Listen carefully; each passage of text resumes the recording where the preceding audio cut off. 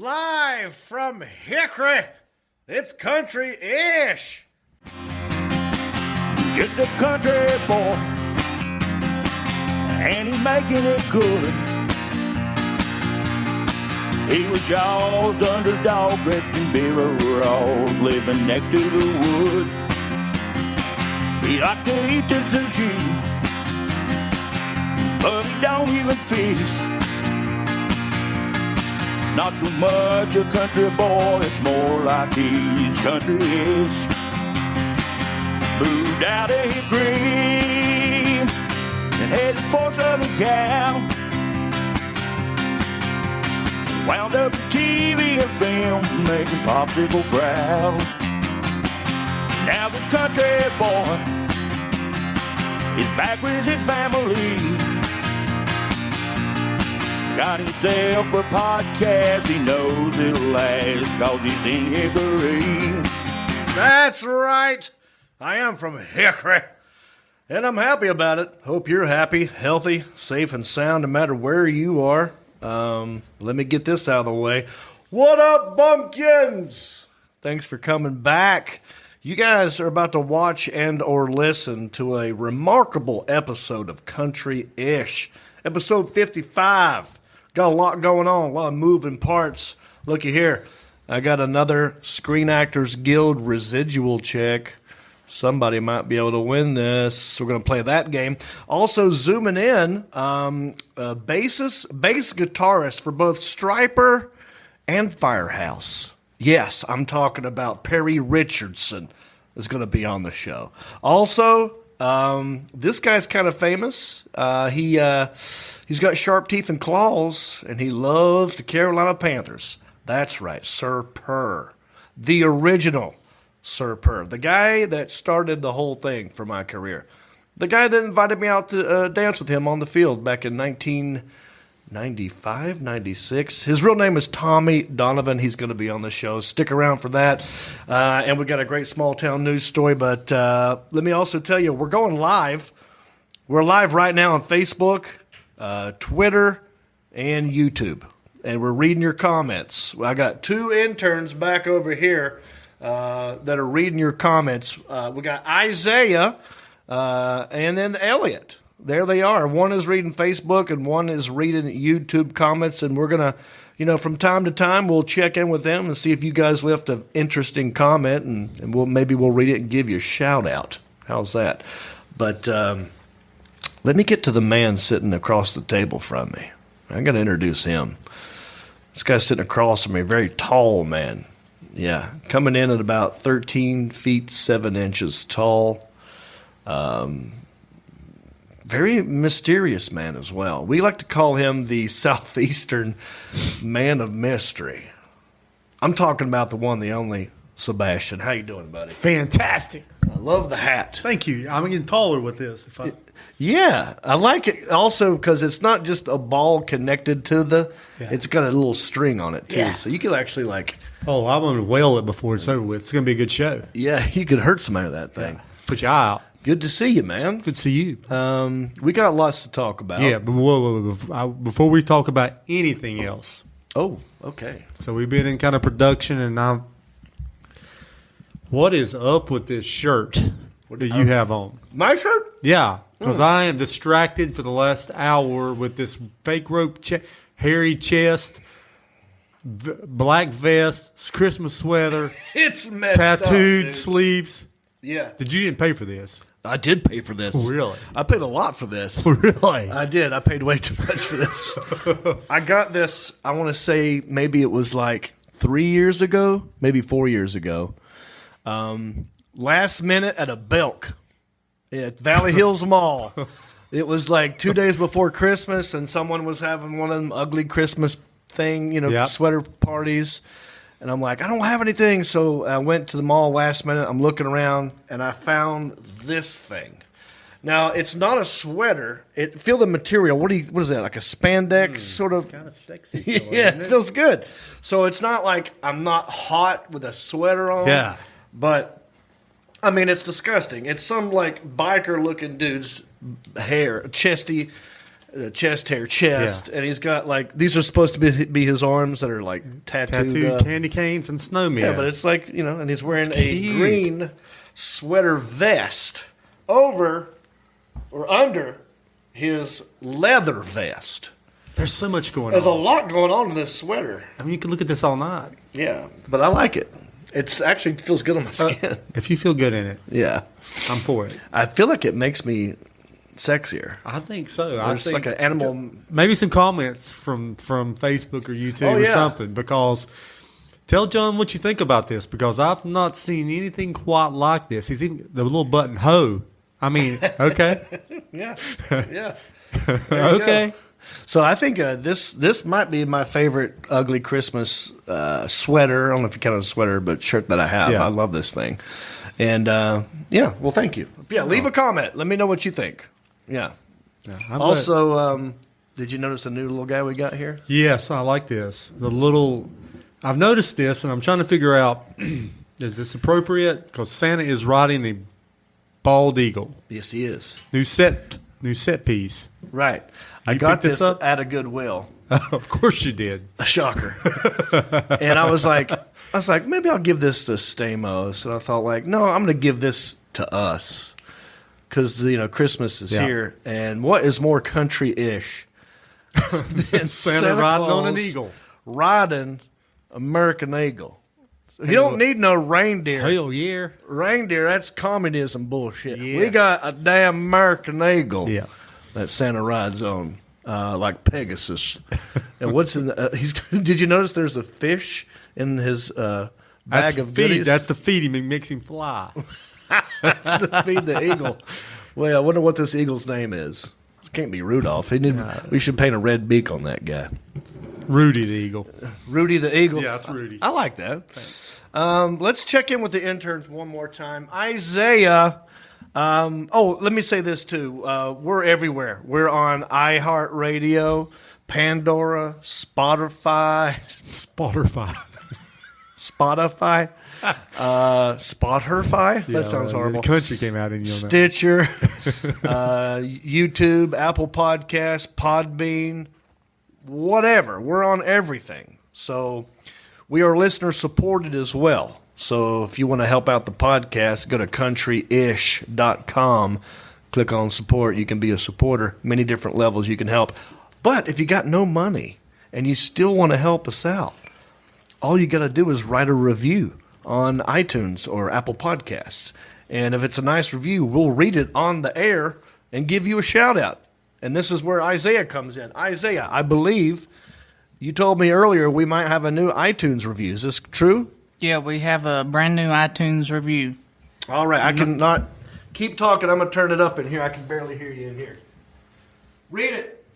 Norman Toe gave us 5 stars, and he said, funny stuff, love the show, learn of the podcast on John Boy and Billy. John Boy and Billy shout out. Oh, yeah, John Boy and Billy. What's the person's name again? Norman Toe. Norman? Yeah, Toe. Norman. Spell that. Like Norman. Norman. We talk about the last part. Then T-O-E? No, T-O-W, like tow truck. Like a tow truck. T-O-W, Norman. Yeah, like a tow truck. Well, toe. There's two Also, toes. you can spell it T-O-E. That's why I'm asking you to spell it. Norman Toe. All right. Thank you, Isaiah. Let's go to Elliot real quick. Elliot is not just reading comments. He's also the guy that goes out and looks for new guests for the show. And he's gotten a lot of good guests. In fact, he helped us get Perry Richardson that's going to be on the show. But I'm curious, what irons in the fire do you have today, or what else can you catch us up on? And how you doing, buddy? I'm fine. How about yourself? Mm-hmm. Okay. Great. Well, back at episode 52, you presented Mr. Stamos with a gift. Isaiah, would you please? And nobody could figure out what it was. Yes, I remember this. Episode 52, during the Goodwill Hunting game, I gave that thing to Stamos, not knowing what it was, But knowing how Stamos is a mechanically inclined human being, he's a blue-collar worker, maybe he would understand this better than me, and he had no clue either. Now, have you seen this? I don't first time I've seen it. Yeah, hold it up again. Hold it up. I know what that See, it looks like something from Star Wars. See, It it's looks got- like Darth Vader's helmet. Could be something like I said it was Darth Vader's alarm clock. But what do you say it is? Well, Do you already know? I am a gemologist. Oh, are you? Yeah, among my other many talents. Most people don't believe this. GYM. You love going to the gym and Gym, working not out. GM, GYM, like TOW. Oh, wait. TOE. Stop talking. I want to do something real quick. Yeah. I'm going to spell 3 different words. Okay. And I want you to pronounce them as quickly as you can. Okay. JIM. Jim. GEM. Jim. GYM. Jim. There you go. GEM. Gemologist. Yeah. Okay. JAM. Jam on it. Yeah, there you go. Yeah. All right, so you're a gemologist. Yes. Looks to me like a rock tumbler. Well, a version of one. We had no idea what it was, and you're exactly right, I believe, right, Elliot? Yes, well, he kind of stole my thunder, but yes, I absolutely. apologize. Elvis. No, look. Exactly Hey, this what is it was. why maybe he should have been on that episode. You know, this was an episode without you. So, Yep. pull up. Does Alan? Do you have any kind of images of what this thing is? There it is. You are exactly right, Sebastian. It is a toy rock tumbler. It's a small rock tumbler, not a commercial rock tumbler, but it does do okay. Polish. When I got it, it did not come with that middle part. So it's empty. Oh, well, you're missing the It's missing useless, the barrel. It's right? useless. So we had no idea what this thing was. That's why we I didn't get understand. the rocks, the starter kit. We didn't get the lube. You got to have the lube if you're going to have a rock tumbler. That's right. If you want to get your rocks off, you're going to need lube. Huh? It's a rock tumbler. What'd you say? Yeah. All right. Well, thank you for that, Elliot. Any new guests lined up? Anybody you working on? Yes, but we'll save that for next week. Okay. I appreciate that. Some of you may have noticed there's a box sitting here. Now, What's in? wait. Yeah. No, have you no, noticed this? I did notice. I didn't want to go to it. Sometimes we I do didn't this wanna at say the it. end, but I think we should do it at the top of the show because this was not sent in from a fan, technically. This was okay. sent in from James Gregory, Ooh, the funniest man in the world. America. America. Sorry, Yeah, America. he doesn't take He doesn't the world. take the world. No. He gives you the world. He says he's the funniest man in America back when there were only 13 states. That's how old he is. That's his joke, by the way. It's his Yeah, joke. yeah, Okay, yeah. I like that. So episode 51, Yeah. James Gregory, he said he was going to send me a box full of his merchandise. And that is what this is. Alan, in case you're wondering, what is in? Who's in the box? What's in the box? What's in the box? What's in the box? Okay. Okay. Thank what you, is Brad in it? Pitt. Thank you. From the movie. Come on, take a guess. That's why I'm asking you, because I knew you didn't know. Gosh. Brad Pitt. It's a movie, and there's a box, and he wants to know what's in the box. What's the movie, Sebastian? Don't help him. I'll give you a hint. Tell me. It's a number. 13. Is that it? No. No. Lower. Lower? 7? Yeah! The movie's 7. All right. That's the perfect number. Ooh. Oh, look at here. Thank you, James Gregory. Oh, he tells you he is the funniest man in America. Wow, look at this. 4 DVDs of his stand-up comedy. Could be a CD. We got one just live. James Gregory live. Yep. Yeah, read those off. We got James Gregory, The Legend Continues. Uh-huh. Grease Gravy and John Wayne's Mama.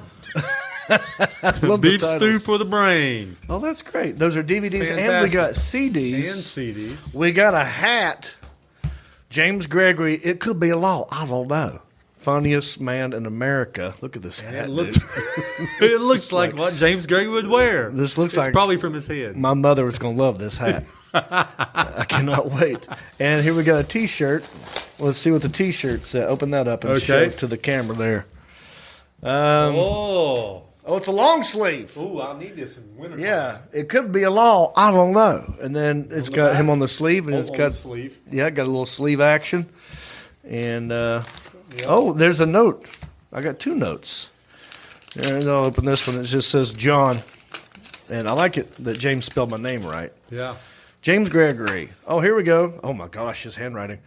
Hi, John. I really enjoyed being with you podcast, and look forward to hopefully seeing you the next time I'm going through North Carolina.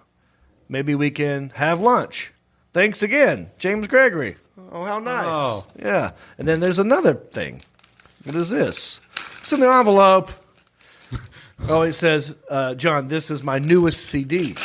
Okay. Oh, gosh, it just is like the Russian stackable dolls. Yeah. Just keeps going. Oh, my goodness. There's a lot here. James Gregory's Crock Pots and Chicken Legs is a complicated love letter to the South from an unsung legend. Oh, my goodness. I'm not reading all this, but there's a lot of stuff here. This must describe this new CD, Crock Pots and Chicken Legs. I'm going to check that out. Awesome. Thank you, James Gregory. Yeah, if you want to know what that's all about, go look up episode 51 of Country-ish. So much to talk about. We're already at 8:21. I'm going to go a little bit longer. Stay on hold. I know we got a lot of people on hold, but I do want to touch on a couple of things. There's vaccines out now. Yep. Are you excited about this? I am super excited. Well, look, I know there's a lot of people that just ain't going to get it. Mm-hmm. That's fine. But there's a lot of people who are going to get it, and that's great too. Yeah. I'm excited for those people. Like, let's get it. If you want to take it, please take it. Please do it. Like, I've already had COVID. I had it in July. I feel like I might be immune. And I'm not the first guy on the totem pole that's going to get the shot. We're going to get old people first and the healthcare workers, right? Right. My point is this. Now that we have a, 95% effective vaccine that's out there, come November, it's going to be great for when you come on the John Reep cruise. Exactly. That's my point. So we can all be safe. Yep. All have a great time like we did last time. That's right. With double the fun. Mm-hmm. It's going to be a lot more fun because now we're pros. Now we're professionals at this, and we've extended it. Yeah. Last time was 3 days. This time in 5 days. 5 days. There it is. Alan's got it pulled up. If you go to johnreep.com and you click on the cruise, Reep's Peeps cruise, that's how many people we had last time. We booked probably just around 50 cabins, which made for about 100 people on the last one. Right now, we've got about 35 cabins booked.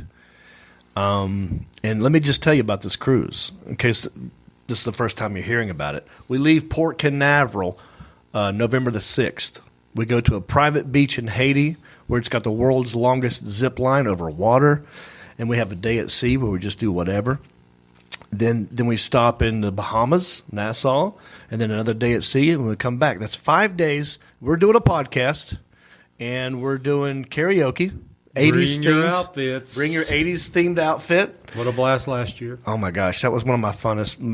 My favorite time was doing karaoke on that ship, or just hanging out with everybody. Yeah, like just hanging out with people. And that's what's fun. the great thing about it, because when you go with your wife on a cruise, I've done this many times. You have to go meet everyone. Yeah. You want to hang out with people, but it's good to be with your wife or your husband or whatever, but you want to meet people. Right. Now everybody's together. Right. It's easy to meet people. You're all hanging out together. We're all at the hot tub or the pool together. Yeah. And it's very easy to socialize and have a good time. Honestly, I cannot wait. And everyone's got cabin fever. And now that this vaccine is out, the reason why I'm bringing it up is, like, if you've been thinking about it and you were worried about it, well, now you can be a little less worried. Come get on the boat with me, sorry, Johnny Poovey. And we're going to have a good time. Comedy, karaoke, podcast, all the meeting and greeting you can handle. And it's cheaper than a red roof, dude. It's cheaper than a red roof and a bad night. Right. And I kind of want to make this offer. You're going to be there. I'm going to be there. Stamos is going to be there. He's going to be there. My mom's going to be there. She's awesome. My son Tucker's going to be there. Oh, he's the worm champ. He beat us in the sexiest man contest, but let me tell you something, Tucker. Next time, I'm coming prepared. Yeah. So hopefully they'll do that again. And let's see, who else? We got Keith and Julie. All right, these are just some of the names I'm throwing out there. I think Alan Jackson's going to come. The Alan Jackson. The Alan Jackson. I mean, he's working on it. He's got a big move. Working on it. He's working on it. But there's a good chance that he's going to be on the ship. But I kind of want to throw – I've been thinking about doing something. Something crazy? Well, kind of what I did last time with you and Stamos. Yeah. But I'm thinking of doing it with – see, I got you hooked already.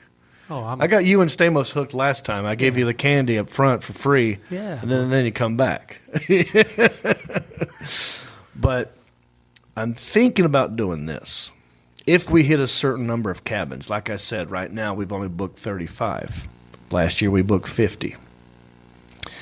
If we get to 55 cabins, that means I can afford to give a cabin to someone. And I want to make this offer. And this, again, I'm saying if we get to this number, I am going to give one cabin to either intern Isaiah or Elliot the intern. Did you hear that, boys? We heard. Yeah, What are we thinking about this? I mean, I would love to go on a cruise. November the 6th through 11th. What about you, Elliot? I think I've mentioned to you before, Linda's afraid of any body of water that's bigger than a rain puddle. So you're Isaiah out. can have it. Are you forfeiting already? Yes, sir. Oh, well, look at this. Isaiah, it's your cabin now. If we get to 55. Okay. We're at 35, 36, actually. I just talked to Johnny Poobie beforehand. If we get to 55, you get a free cabin. We're going to make it. And now you have to decide, who are you bringing? I mean, are you going to stay in the cabin by yourself, or are you going to bring somebody? Think about that. Think about it. I got a few girls I'll talk to you about Isaiah later. Maybe There you go. Maybe he wants to come alone and see what he can do. Maybe you could bring your mom.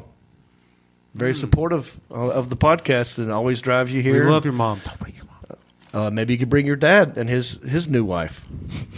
Dad just commented and said, "Bring Dad." Bring dad. So I'm saying it's up to you who you will choose to bring, if anyone. But that offer does not exist until we hit 55 cabins and we're at 36. We got a long way to go. Got promo. All right, so everybody, you want to get him on the boat? Book a cabin. Come hang out with us. It's going to be fun. All right. What else? Oh, yeah, the MVP show we did. We're going to put that on the Christmas episode, which will be next week. I mentioned to some people that it would be this week, but we're going to save it for the Christmas episode. So look for that next week. If you're at MVP and you're like, when are you going to show that thing? That will happen next week. Also, I'm going to read a letter that I got from the girl from Russia. I told you she actually responded to me. Yep. And then I said, well, why don't you zoom into the show? And so she responded to that. We're going to get to that in a minute. But we got people on hold. Am I right, Alan Jackson? Yeah. We got to do this because sitting in front of you, how many checks you got there, buddy? We got 4 checks. Four checks. Let me just tell the audience something. I did a lot of acting back in my day. And I'm still available for acting parts if you're also a casting director or a producer, Todd Garner, if you want me to do something. I'm still available for acting, but I've also done a lot of acting. I've done some commercials, I've done some sitcoms, I've done some movies, and I've done some adult films I don't like to talk about. But when they air them, they have to pay you. And those are called residual checks. And I get them in the mail from time to time. I don't know how much they are or what they are until I open them. But we made a game out of it because the amounts are ridiculous. Sometimes they're a penny. I've seen pennies. Pennies. I have. I've seen other people, actors, check for a penny. It costs more to mail it. And then some are, $5,000, $6,000. Who knows? Who knows? We don't know till we open the envelope. But here's the game. I open the envelope. I tell you what it's for. I tell you how it's airing. You guess the amount. Closest person to the amount wins the game. If you get it exactly right, I give you the check. It's a game. that we like to call How much is that Screen Actors Guild residual check? All right. Now, I'm letting you pick it so everyone knows this is not rigged in any way Not rigged in any way. I was whatsoever. going to pick number 3 completely sealed, but now I'm going to change it. I'm going to go back to number 1. Number 1. Envelope numero uno. Let's open it up and let's get to this. Hopefully it's not a bill. Sometimes you get bills. Nope, this is a check. Okay, this is a check. And alrighty. Oh, I have not seen this one in a while. Ooh. Okay. Sebastian. Yes. In my hands, I am holding one residual check for a TV show. The company was FX Network. Also aired on Amazon Prime. Very funny female comedian named Tig Notaro had her own show called One Mississippi. And I did one episode of that.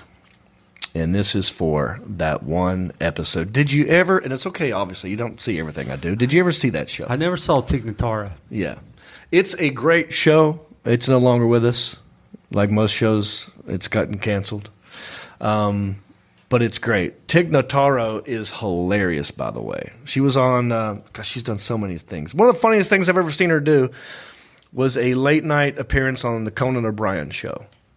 And she was talking about how she was having a bad set doing comedy at a comedy club. Like her bit was about not doing well at a comedy club.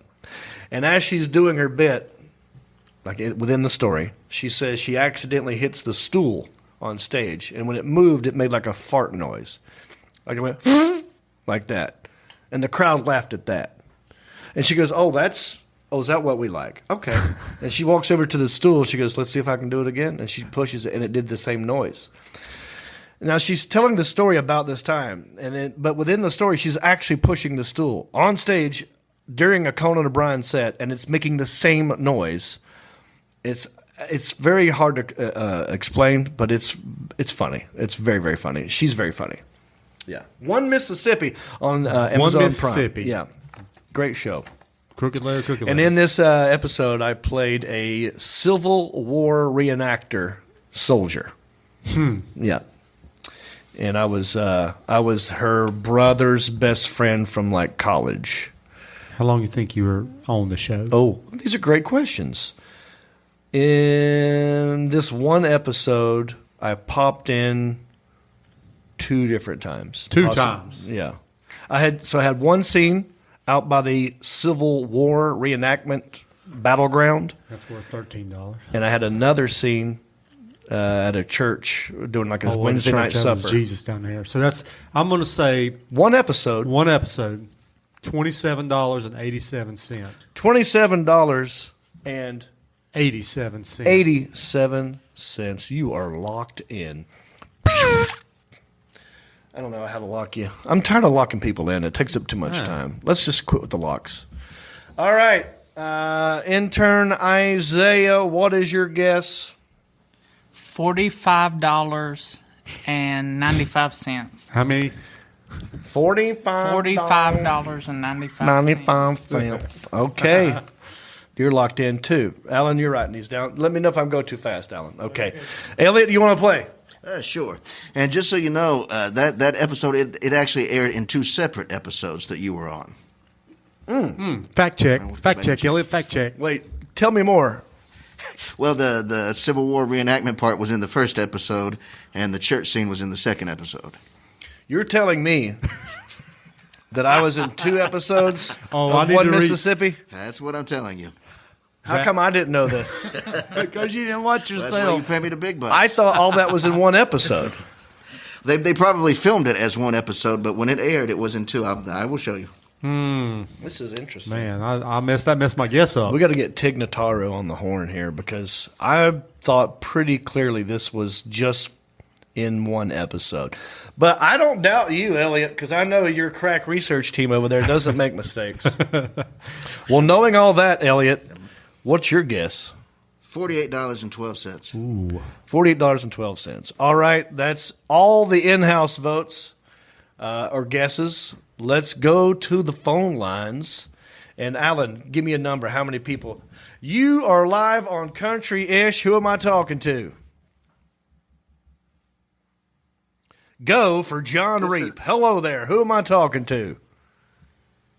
I don't hear anything. This is intern Isaiah's dad. Oh, intern Isaiah's dad. Oh, yeah. What's your name again? Rick. Rick? Yeah. That's right. I was quizzing you. It is Rick. That's one guess. You got that one right. Okay, Rick. So did I win? You won that. You get no money for that. It's your own name. Okay, Rick. What is your guess? I'm saying $37.55. 37 what? $37.55. It's different than you, man. Oh, you got the. That must be from Mom's side then. Okay. All right, Alan. Put him on hold and let's go to the next phone call. We're going to rifle through these. Which is it, raffle or rifle through? John Reep here. You're on the Country-ish show. Who am I talking to? Oh, this is Brian Shepard. Brian Shepard. Yep. Oh, what a perfect time for a shepherd to be calling in for the Christmas time season show, possibly. We'll have one more show before Christmas. All right, Mr. Shepard, where are you calling from? I'm calling from Illinois. Illinois! Wow, shout out to Illinois. Are you in the one of the Quad Cities? Yeah, I'm called Rockford. Rockford, I know where that is. There's quads. You got Moline, Davenport, Rockford, and Beddendorf. No, Rockford's not part of them. Oh, you about to use? You got Harry Potter. But did I not get? But I got the other ones right, didn't I? Yep. That's a little bit southwest. All right. Well, Mr. Shepard from Illinois, what is your guess? I'm gonna go 1537. Low baller. All right. Look at my face, everyone. Something happened when he said that. Oh, $15.37. That's correct. That sounds like a good. I don't know. It sounds like a good guess. All right, Alan, put him on hold. Let's see who else we got on the horn. We're taking live phone calls on the Country-ish show. You're on the show. Who am I talking to? Kayla. Kayla? Yeah. Kayla Reep? No. Okay, Kayla, what's your last name? Kayla Smith. Oh, see, I have a niece named Kayla, and you honestly sound just like her. I thought you were my brother's daughter. I will take that as a compliment. Thank you. Yeah, you're welcome. So what were you about to say, Kayla? So I was going to go higher until I raised your eyebrow. So I'm going to go $14.13. $14.13. And what was your guess going to be? $31.13. Oh, them 13s, Kayla. Them's dangerous. Yeah, what's up with that? Right. She likes them ones and She threes. likes them 13s. All right, well, let's go with her first guess, Alan, since you're writing them down. And thank you for calling in, Kayla. Alan, how many people do we have in the bullpen, you think? How many do you want? Because oh, jeez. This, it tells me that we're growing in popularity, and that's a good thing. And I appreciate everybody for calling in. Let's do, because we got another guy zooming in. Let's do three more? Huh? 3 more? Okay, they'll do 3 more. And you're picking them at random, so it doesn't matter when they called in. Yeah, sure. Here you go. I don't know. I'm not in charge. Hey, this is John. You're on the Country-ish show. Who am I talking to? This is Shane Flint in Stafford, Virginia. All right, Mr. Flint, thanks for calling in again, buddy. We got a lot of people on hold, so I just want to get your guess and move on. How you doing? What's your guess? Doing great, and the guess is 1511. Oh. 15-11. Okay. All right. I like it. This game gets good as you go. They're fighting now. Right? Because people are watching at home. They're studying my poker face. Yeah. And I do have tells. You do a lot. I would not be good at poker, and I'm not good at poker. But put him on hold. Let's go to the next phone call. All right. This is fun. I like playing this game. You never know how much these checks are going to be, and I forgot all about this show. You're on the show. Who am I talking to? Dana Gillespie. Here's what I heard. I don't know what he said. Yeah. This is a game I play in my live appearances, too. I heard, Dana Gillespie. That's it. That's what he said. What's your name? Dana Gillespie. Dana Gillespie. Yeah. There it is. All right. Huntington, West Virginia. Dana from West Virginia. $7.80. All right. Thank you. I still don't know if I got your name right. Is it David or Dana? Dana. Dana. Okay, very good. Thank you, Dana. I appreciate that guess. Put them on hold. Let's keep going. We're live on the country. Hi, John Reep. Who am I talking to? Hi, John. It's Samantha. Samantha Dawn Kingston. I know you've been watching. You've been studying my face. You probably zoomed into it. You're looking at the cracks in my face trying to figure out which way to guess. What is your guess, Samantha? 1625. Wow, we got a lot of blockers here. Well, that's how this. I think this is what the evolution of the game is. Yeah, that's what they call later. See, some people are going to be like, I don't want to be the first one because I want to sit back and get the guess. That's why I go to you. I can't win. They all. You're in here with me now. You're already a winner. I'm a winner. All right, put her on hold, Alan. I think this might be the last one. All right, last caller. You're on the air with John Reep. Who am I talking to? This is Brent Holiday. Brent Holiday, just in time for the holidays. Shepherds and the holidays. We got Shepherds, holidays. All right, buddy. You've been listening. You've been watching. Actually, first, I want to know where you're calling from. I'm calling from Ohio. OH! Hi. IO. There it is. See, the last time someone called in from They Ohio, didn't know. they didn't They know. weren't So real. I just moved here. I'm like, I could tell. I tested you. He passed the Ohio test. What part of Ohio are you in? I'm in a little town called Washington Courthouse. Oh, wow. So it's so small they put it inside of the courthouse. It just about fits. What city are you close to that I would know? We're kind of between Dayton and Columbus. Gotcha. Well, I'm going to be in Columbus at the Funny Bone later on in 2021. Look up my tour dates, and I want you to come, okay? I tell you what, my wife and I, we always look forward to it. We've seen you 4 times. Oh, I love this guy. Awesome. All right, I'm rooting for you, buddy. He's giving you a tail right Listen, now. I'm rooting for you, and you've heard the other guesses. What is your guess? I'm gonna go with $17.11. Oh. I didn't hear the change part. 17 what? 1711. 1711. All right. That's it. Wrap. All right, we'll do one more. Alan wants one more. We'll do one more. All right, we'll take one more phone call. You're on the show. Who am I talking to? This is Sean with a U, Kelly. Sean with a U, Kelly. All right, Sean with a U, Kelly. Look, this guy's a regular. He's a supporter. He needs to talk to his mom about how she spelled his name, but that's okay. We like this guy. He calls in a bunch. Sean with a U, Kelly.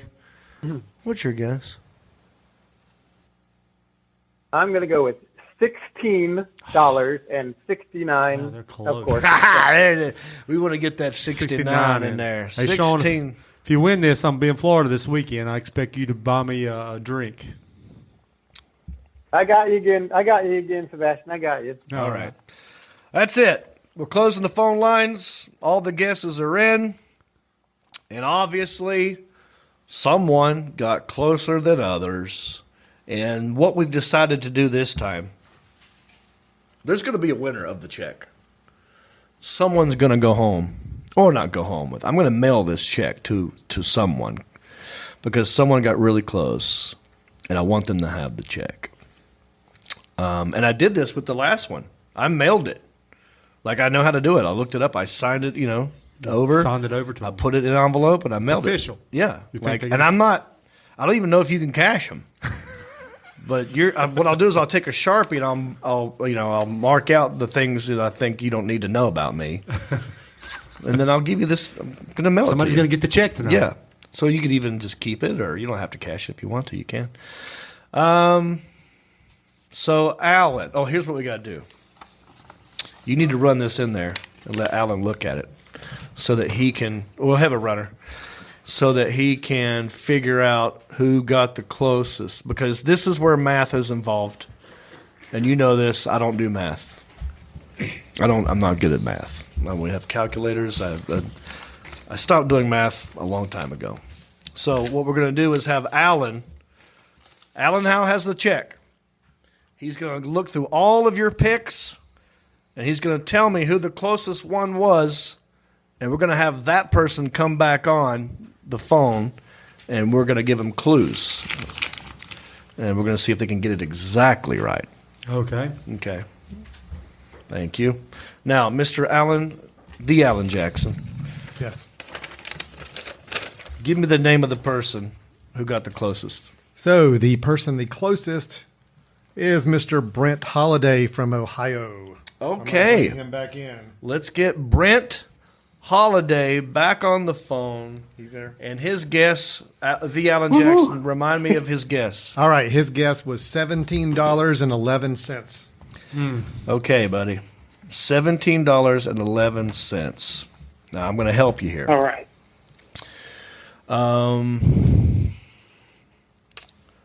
Do you want higher or lower?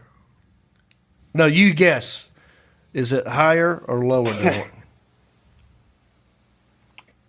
I'm going to say lower. No. It's higher.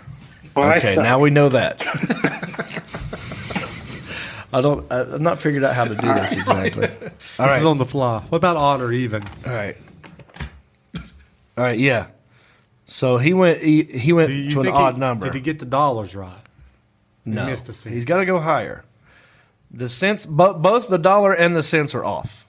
Both the dollar and the cents are off. Yeah. But what I'm going to do is I'm going to look up the amount. And there's something famous in history happened on this date. Ooh. Okay. A war? Could it be a war? I should have done this beforehand, but I can't do it because I You don't know what the the check. amount is. Okay. All right. This year was known as the year without a summer in North America and elsewhere, with widespread unseasonal weather and crop failures. The second bank of the United States obtains its charter. E. Remington and Sons, the firearm and later typing manufacturing company, founded in New York. What year was that? I'm going to say 1887. Ooh, 1887 is a good guess. Now I need you to come down. What age? So you got 18 right. Lock him in at 18. Lock him in. Now we got to get the change, Cents. the cents right. We're going to talk some sense into this guy. Yeah. 87's too high. Let me help you. How old do you have to be to get a driver's license? 16. 1816! You win! Holiday! Having a holiday. Happy holidays! Happy holiday! Congratulations, Mr. Holiday. What are you going to do with all that cash? I'm going to Disney World. You're going to Disney World. Wear a mask.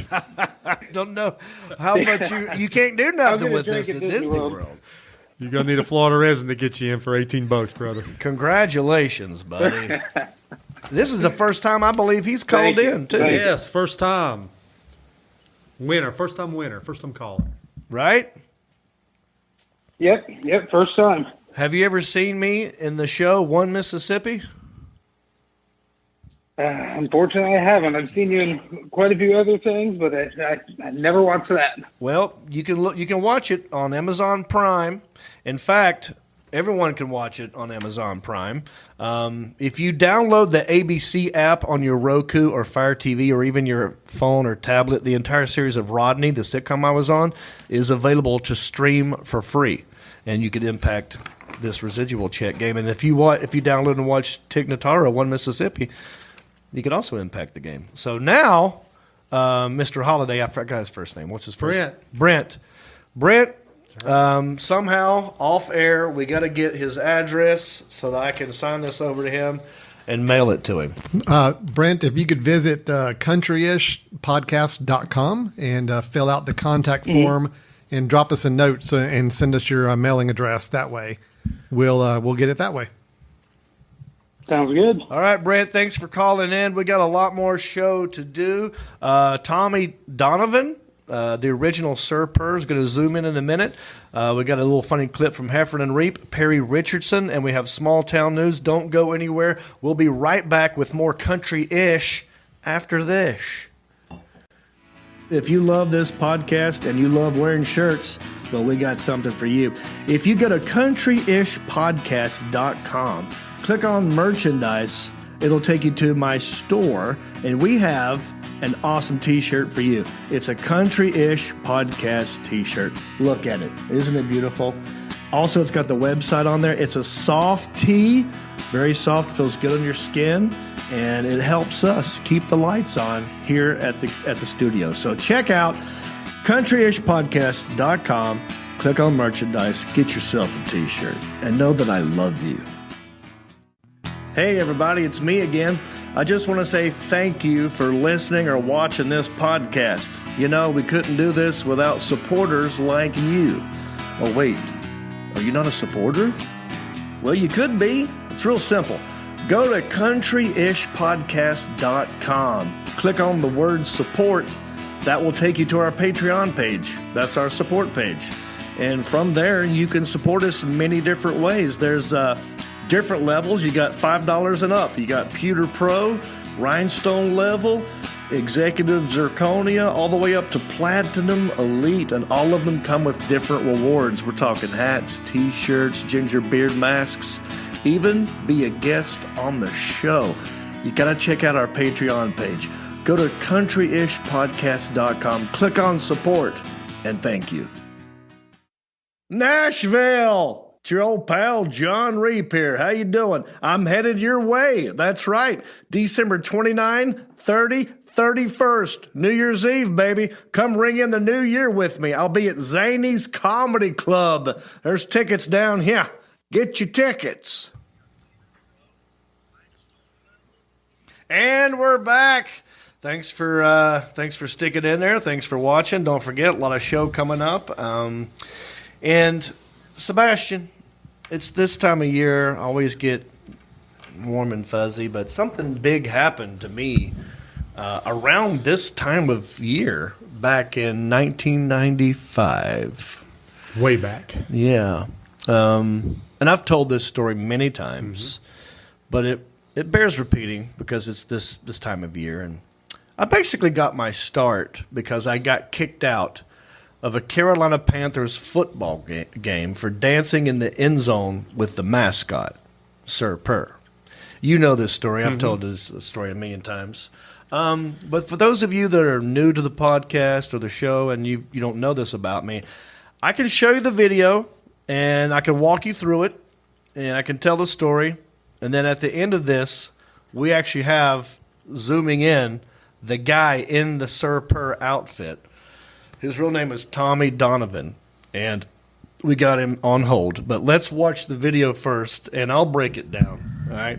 So, Alan, here we go. This was, back in 1995 when the Panthers first came into the NFL. They played their home games in Clemson. I remember this. I was there a few times.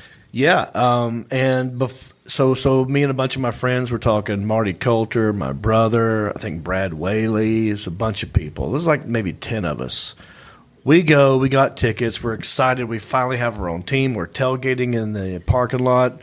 We're drinking pepper vodka at 5 in the morning. And I don't even. It was just because we found it. We didn't even know whose it was. We were just drinking pepper vodka. And so anyway, we get into the game, and every time out they'd play music. And I would just get up in my seat and start dancing like an idiot. And so that got bigger and bigger each time out. Next time out, I'm up, I'm dancing again, making my friends laugh. Now it's not just my friends laughing, it's the whole row's laughing. Next time out, the whole section's laughing. It's getting bigger and bigger. So by third quarter, my buddy Marty Coulter, he's like, dude, you got to get on the grass hill behind the goalpost so the whole stadium can see you. I was like, you're a genius, Marty. It's a great idea. Yeah, Marty's a genius. Marty's good. He's also the guitarist for Southern Startown. So I said, yes, let's do that. And back in the day, Clemson had a grass hill at the end of one of the end zones. And anyone could just go sit on the grass, if they wanted to, for cheaper. So I go up there. I'm on this grass hill, and a player got hurt. And while they're working on a player, they're playing music for like 5 minutes straight, and I'm going off. I would do one dance move, point to that side of the stadium. Like Hulkamania. Yeah, man, it was getting big. I go over here, they go, I cut them off and do the Hulk Hogan hand to the other side like this, and it's getting big and big. And so finally, the mascot sort of sees that, everyone's kind of watching this drunk kid over here, and he comes over to the fence and waves me out to dance with him. And before I can say yes or no, my friends are throwing me over the fence.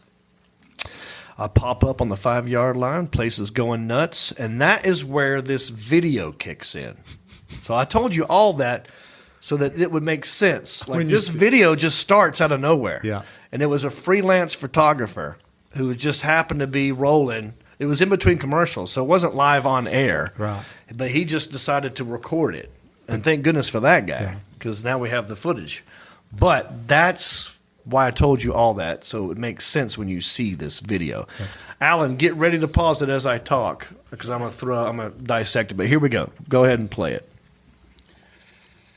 All right, here we go. Acid wash jeans. That's me. Nice. There's Sir Look at Purr. that. He's loving it. I'm shaking my money maker. Yeah. Moonwalk on grass. That's not easy. I'm doing Michael Jackson crotch grabs. I'm singing "What I Like About You," and I start I can break down. Pause it real quick. Pause it. Now I don't know if you noticed, but Sir Purr had a Santa Claus hat on. Yeah. It was around Christmas time, which is why I'm bringing it up. There it is. There it is. Yep. See, look this at is Sir Purr. Almost. In 1995, what is it? What year is it now? 2020? Yeah. So who wants to do the math? 25? How long ago was this? That's 25 years? 25, right, Alan? 24. 35. Yes, 25. Huh? 25. Yeah, you're right. 25 I heard years. a voice. Okay. Quarter. This is the anniversary. Yeah, 25th anniversary of the Jon Reep. Yeah. Dance. Little did I know that this man, inside this festive holly jolly Sir Purr outfit, Change your life was forever. going to change my life forever. Yeah. And neither one of us knew it. But here I am. I'm about to break dance. I'm thinking, I used to break dance. I've already done the moonwalk. I did some Michael Jackson crotch grabs already. It's time to give him the worm. Give him the worm. And I can do the worm. And I really like this. I like this. I know this has got to be a braided belt that you have. It's a braided belt. Yeah, you can see it's looped over and it's coming down the front. I call that the extra look. Yeah. the 4 inches of extra there. Yeah. It just draws your eye right to my crotch. You know what I mean? I think that was, and by the way, I still have that T-shirt. I'm not joking. It's an NC State intramural champion flag football shirt. I was very proud of it. We had just won the whole flag football championship at NC State, and it actually sent us to New Orleans to play in the Nationals. But couldn't win one in high school. I couldn't win a real game in high school. Won the whole thing in flag football at NC State. Got our ass handed to us in New Orleans. Yeah. Anyway. Here we go. Look at number 39 watching me. Yeah. Top right corner. He's loving it. He's loving it. Yeah, crowd's loving it. You can hear him cheering. They're all on board. Right. They've watched this drunk 22-year-old Jon Reep make his way all the way down to this moment. From the cheap seats to this moment here right he here. is. And I obviously have Sir Purr's approval. Yes. Because he's clapping. He's loving it. He's the one who invited me out there. Yeah. Okay, let's pick it up, Alan. What I like about you, I say it's time for the worm. Look. I can do the worm. Here we go. All right, get ready to pause it. And pause it! Oh, you're good on the trigger. Yeah. So in 1 second, I'm having the time of my life. It's the best thing I've done. And people are cheering. The next thing I hear, the crowd is booing. I'm like, ooh, they don't like the worm here. But they're not booing me because of the worm. They're not booing me at all. They're booing these cops right here who decided to run out onto the field and arrest me because they didn't see Sir Purr invite me onto the field. You know, if you watch a game, the cops, they're looking at the crowd like this. Yeah. They're not even looking at the game. So they never saw him invite me out there. They just thought I was some drunk idiot, which I was, but I was invited. So these guys, by the way, perfect timing. They waited for my butt to get to the peak of the worm. And it's a full-on wedgie. Yep.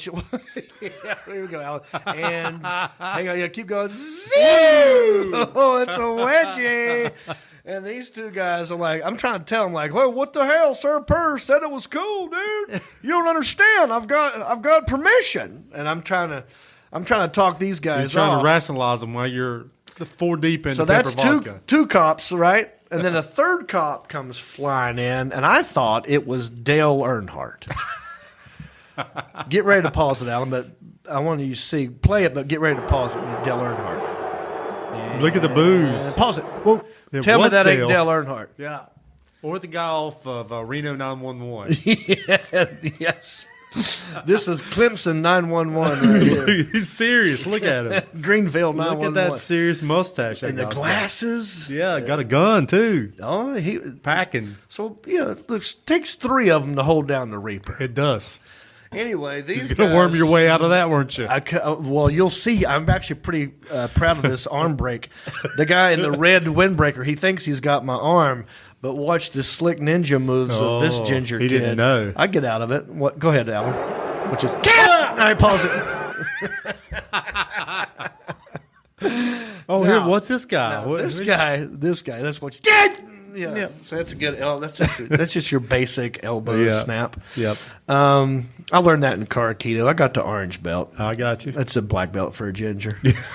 Now you'll see the guy who comes in and grab my arm. Go ahead, Alan. You can walk it up a little bit. Boom, right there. Right there. That guy. Wait a minute. Who's that? Is that? Sorry, I meant to tell you to pause it. If you can rewind it just a tinge to the guy in the mullet. When I break out of the red windbreakers guy. He's right. This guy right here. Yep. See the beautiful blonde mullet? Magnum TA, isn't it, from NWA Wrestling? It could be. I mean, look at the hat too. He looks like he could be related to Ric Flair.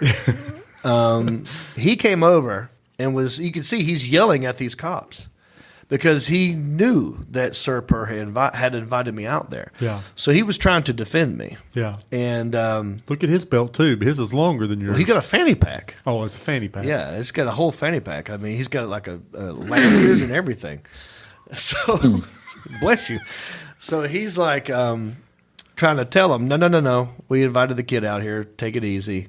And that is where we all learned together. Me, the cops, that guy, and Sir Purr. We all learned at the same time that Sir Purr does not have the authority to invite people onto the field.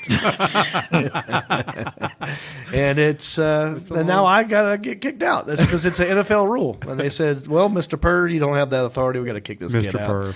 And And you took a walk of shame. And I did the walk of shame. Go ahead, Alan. You can play it. Just let it play out here. So this is where they yell at each other. They're trying to have a debate. And even Sir Purr came to defend me. And now it's too late. I got to get kicked out, and the crowd's booing the cops. They're throwing beer at the cops. You can hear them screaming, "Let him go! Let him go!" By the way, I was already in that end zone. They could have let me out there. There's an exit. They walked me 99 yards to the other end zone. Listen, let him go! And they're throwing. I said, "Dude, this is embarrassing. Let go of my pants." I said, "If you don't let go of my pants, I'm gonna put my arm around you. We're gonna walk out together." Like we're a couple, and we did. Go ahead, Alan. We held each other like this for 99 yards. He don't call. He don't write. He don't write. But that moment back in 1995 is what kind of gave me the confidence to go on stage and do comedy for the first time. Yeah, I guess. And, all because of Marty Coulter and because of this dude, Sir Purr. His real name is Tommy Donovan, and we have him live right now joining the show, the original Outlaw Sir Purr. How are you, Tommy? How you Greetings. doing? I'm doing well. It's good to talk. It's good to talk. Bring this back. I didn't realize it was such an important anniversary. Yeah, dude. Silver You anniversary. have no Yeah. idea. And for a long No time, clue. I didn't know who the guy was in the outfit. And then I even made a thing about it where I'd go on air in Charlotte when I would do shows, and I would say, like, I'm looking for the original Sir Purr. And we finally found each other. So Wow, I didn't realize you did that. yeah, you were actually- actually tell us where you're zooming in from right now. I'm zooming in from Greenville, South Carolina. That's where I am now. Okay. So, And where are you? Are you in a camper? no, I'm in my office, in my home office. Because At it looks home. like there's a curved thing. You must be in the roof. Like right up above me. Yeah. No, It looks no. cool, dude. It's probably the shadow. So you're in your office in Greenville, South Carolina. Now, how did you get the job originally of Sir Purr? Well, I was actually the mascot at the University of South Carolina. I was cocky. That's how I started. Cocky, patty, Yeah. and cock. Dude, That's right. the guy went from a cock to a pussy. Yeah. That's what I'm talking You about. ran the whole spectrum, gamut. man. What? That is amazing, Tommy. I never even thought of that before. Hey, look, I was trans before trans was cool. Well, yeah, I mean, mascots are supposed to be asexual. They don't have a sex. yeah. But somehow you got both of them. That's great, dude. Yeah. So I did that, and it was right around the time I was graduating, right around the time the Panthers were getting the franchise. So my intent was to reach out to the Richardson family, who were the owners of the team at the time, that had been awarded the franchise, and I riddled them with letters. Hey, you guys are going to need a mascot. I want to do it. Here's my here's my resume. So I Right. sent them. In 1994, I won the mascot national championship, and sent them my entry tape, my audition tape, and all that good stuff. And the video from ESPN from when I won that back in '94. Whoa! How did you win that? What I mean, what was this like an Olympics type thing that mascots do? Yeah, that would have been cool, right? No, it was actually it's kind of a lot like stand up. It's one of those deals where you spend your whole year record with people around you, just with video cameras. And I was a broadcasting major at the University of South Carolina, so what I was doing was taking all this video and editing it down, knowing that come spring, I'd have to put together a 3-minute audition tape and send it off. Snail mail it in the old days off to the Universal Cheerleaders Association, who ran the national championship competition. It was all and along with the cheerleaders competition as well. So what they would do is they would take entry tapes from all the mascots from around the country. There were 3-minute tapes that we had to provide, and then they would pick the final 4 and take us to SeaWorld. And at the time it was in San Diego, and we would compete. It was that year. It was almost. Was it? I think it was all SEC that year. It was Cocky. It was the Wildcat from Kentucky, Aubie the Auburn Tiger, and Smokey from Tennessee. Wow! Congratulations. It was a blast. So you got Sir Purr from being cocky. No pun intended. I mean, really, that's great. But to go back before that. Did you grow up in South Carolina, Greenville, before you went to Clemson? I grew up here. Yeah. I grew up here. I wanted to go to Clemson growing up, but realized that South Carolina was my only in-state option if I wanted to go into broadcasting journalism school. So so now here you are, and I believe it was 95 or 96. Am I doing this right in your brain? The inaugural season in Clemson was 96. Okay, 96. So this was in 1996. What I would love to hear your actual memory of this event. I mean, the video pretty much explains it all, but what's your point of view? What do you remember out of this? I remember it like yesterday. I really do. This was the first time I got in like big trouble working at the Panthers. So here I was, just doing my thing. When I started with the Panthers, I was just like a part-time employee. So they hired me, and they would pay me to go do the games, and they would pay me to do appearances. And of course, I'm vying to make this a full-time gig. I'm this young guy right out of college who's trying to impress everyone. Like, hey, if you bring me in full-time, I can really make something big out of this. Well, at the time, I was famous for the I don't know if y'all remember, Sir Purr at the time was famous for his Tootsie Roll dance. Warning. Cotton candy, sweet as gold. That's never it. seen them. Yeah. Yeah. And the players would go nuts, and the players would put all their stuff down at the 2-minute warning and watch Sir Purr do his thing out on the 50-yard line. It was pretty awesome. Well, so I knew the crowd would always find dancing a big hit. Well, this was a TV timeout. And for those of you who are football fans, if you've been to an NFL or college game, those TV timeouts are not fun to sit through. They go on forever. Well, I'm kind of that's usually where I'll get some of my props out and, get the fans entertained or while we wait. Well, I look up. Well, what I was noticing, I was down at that end zone and I hear all this noise. And I see like this one section of the crowd kind of looking in one direction. And I'm like, what's going on? And there's this guy dancing. And then the next thing I know, he's down on the hill on the grass. And it started like one section all looking in one direction. And then it was more and more. And then people were really digging what you were doing. Yeah. So I was like, dude, we need to get him down on the end zone. I wasn't even thinking like what security would think about this. I was like, I need to get you down in the end zone where everybody can see you. Right. And so that's my wife was my spotter at the time, and so she and I went over to the fence to kind of coax you over, get you over the fence, and then next thing you know, you're doing your thing in the end zone, and then all heck broke loose when the cops ran out there. Yeah. So, and yeah. that was so that's right. All that's exactly how it happened. I was like, this is great, and there's that video of like Sir Purr kind of clapping his hands, going, check this guy out. And I was like, yeah, right. I was. Yeah, well, you did a basic, like, it's a smart move to do if you're in the entertainment business. If someone's doing something and the crowd likes it, give them more of that. Yes. And so that's really all you were doing. We didn't know that you didn't have the authority at the time. yeah, exactly. Now, how much trouble did you actually get into? What happened? I remember one of the things that you did in your stand-up where you were talking about how originally when they were hauling you off, I just wanted to this is funny because they were hauling you off, and I was freaking out in the suit, and I was, I know in your stand-up you're telling the story, and you go, and I don't know if y'all know this. This is John Reep talking in his stand-up. He's like, I don't know if y'all know this, but Sir Purr has a filthy mouth.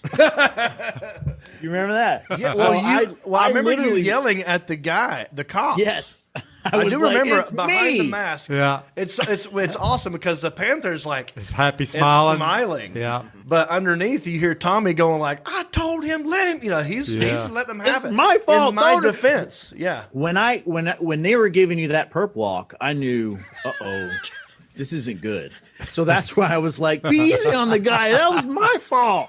Come on. Right. So what ended up happening after that was I remember like I was called up to Charlotte because I was still living in Greenville at the time.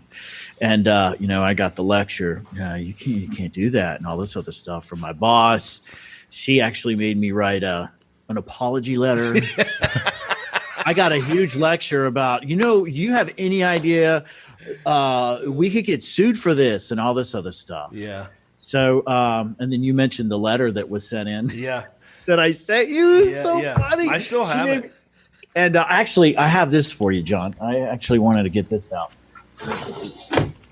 Oh, boy. Oh, there we go. Sir Purr looked at the time. And you remember that signature. Yeah. Sir. Yeah. Yeah, because you were making...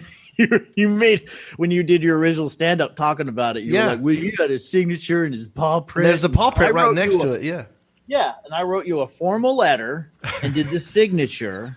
And then my boss sent you a bunch of like silly paraphernalia, like what was like a towel and a bunch of stuff. You guys sent me a coffee mug, a sipper bottle, a keychain, a bumper sticker. But my prized possession was that letter. And in fact, Tommy, I went on because I was a student communication major at NC State, and one of the classes I was taking was the patterns of miscommunication. And all this was miscommunication. Yeah. And so I told this whole story, my senior project, and I laminated it, and I made they used overhead projectors back then, and I put that on the overhead projector, and I told everybody and showed the video, and it was like, whoa, nobody beating this guy's story. No, you got an A, didn't you? Yeah, I got an A. And then and then I turned it into stand-up, man. And so let me formally, in front of everybody, thank you, Tommy. No.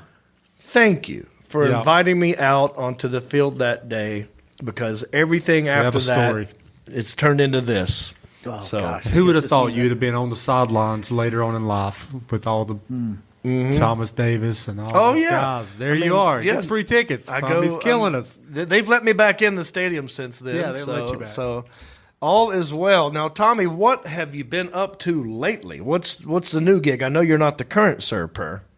No, I'm not. And I've actually moved just a couple of years after that. I did end up going up to Charlotte, working full time, doing the job. I did that for a few years and a couple of years. And then I guess I got to the point where I realized, I don't want to be going to my kids' bring dad to school day. And I'm showing up like, miming. So it's like, it's about time I get a real job. So I actually did go into broadcasting, worked in TV news, worked in radio, still do that with, I do a radio show. It's right over my shoulder here. It's the Home Pros radio show is a part of my job now. I do home inspections for a living. So we do the radio show, and I do that. And then ever since we reconnected a couple of years ago, that gave me the courage to finally get myself on stage to start doing stand-up, because I've been talking about doing that since college. Wow. So this is great. It's full even circle. more of a full circle. Yeah. Full circle. So you've been where have you went up and done stand-up? Where are you performing? I've been doing well. There's not a whole lot of places to go, now as it's these tough, days. Yeah. Thankfully, in our area down here in Greenville, I think the leash is a little bit more loose. I'm at the Comedy Zone. Yeah. We do the Comedy Zone every Thursday night, and then open mics there, and a couple of other places around town. I've gone down to Columbia. There's it's interesting. One of the things I've learned about doing comedy is it's a lot like being a mascot. It's you get to know all these people from all these different places, and you connect and you keep in touch. Yeah. One of the things, and so there are a lot of the folks. Once they open up in Atlanta and Charlotte, I'm going to be wanting to head up there. But dude, how funny would it be? Let's just say, like when the world opens back up 100%, and I'm back out there touring like a mad dog. If my opener is the guy who got me started in this whole business, you got to do that. Tom, that'd be fun. I need you to get me a good 15. When you get a good 15 to 20, maybe we'll do that, dude. I'll work on my next audition tape. How about that? Okay. And where can people find you if they want to find? Maybe they want to get their home inspected. And yeah, absolutely. You can actually find our podcast and our radio show that we do every week at homeprosradio.com is the website. You can also find our podcast, which we release every week. It's short and sweet. It's about a 20-minute podcast. It's it's kind of a best of version of our hour-long show that we do every week that we promote and do on. You can see our videos on YouTube. You can find us anywhere in social media at Home Pros Radio. Awesome. And so we do that. And my business is RIC Home Inspections. And if you're in the upstate of South Carolina looking to buy a house, be glad to help you out. But all those links are available through this website, which is over my right hand, my right shoulder. Beautiful. Well, Tommy, we're doing this live right now, but when we air it again, they come out like officially on Friday. We go live on Tuesdays, and then we upload them to YouTube on Friday as a whole piece, and then also on Spotify, iHeart, all that stuff. We'll put a little link in there for you later Sweet, on. that'd be great. Yeah, a little thing at the bottom. So, sweet. All right, everybody, clap for Tommy Donovan. Yay. Thank you. Thanks for zooming in, buddy. With you. We'll talk to you soon. We'll see you soon. All right, Alrighty, everybody. Take care. Don't leave. We'll be back with more country-ish after this. Hey, everybody, it's me again. I just want to say thank you for listening or watching this podcast. You know, we couldn't do this without supporters like you. Oh, wait. Are you not a supporter? Well, you could be. It's real simple. Go to countryishpodcast.com. Click on the word support. That will take you to our Patreon page. That's our support page. And from there, you can support us in many different ways. There's different levels. You got $5 and up. You got Pewter Pro, Rhinestone level, Executive Zirconia, all the way up to Platinum Elite. And all of them come with different rewards. We're talking hats, t-shirts, ginger beard masks, even be a guest on the show. You got to check out our Patreon page. Go to countryishpodcast.com, click on support, and thank you. Real quick, if you want to help us out, one way you can do it is give us a rating and a review at Apple Podcast. As you can see right behind me, so far we've gotten 234 ratings, all 5 stars, baby. That's what we want. Also, you can write a review. The last one was written on April the 10th, 2020, so we need some new ones. Go in there and be creative. Say nice things, please, and it will help us here at the studio keep the lights on and keep making funny country-ish podcasts. Thank you. And we're back. All right, everybody. So far, I've had a blast. Whoa, what a great show, dude. Fun, it's man. Flying by. We've got a winner of a Screen Actors Guild. We've opened gifts. We talked to the original Sir Purr. Love that guy. And I know we're all in a good mood right now. Yeah. But I feel like, you know, it's about to be not in a good mood because I got to tell you something. Oh. I got to come clean with you, Sebastian, my friend, one of my co-hosts, my buddy from the southeastern region. I do another podcast without you. I'm sorry.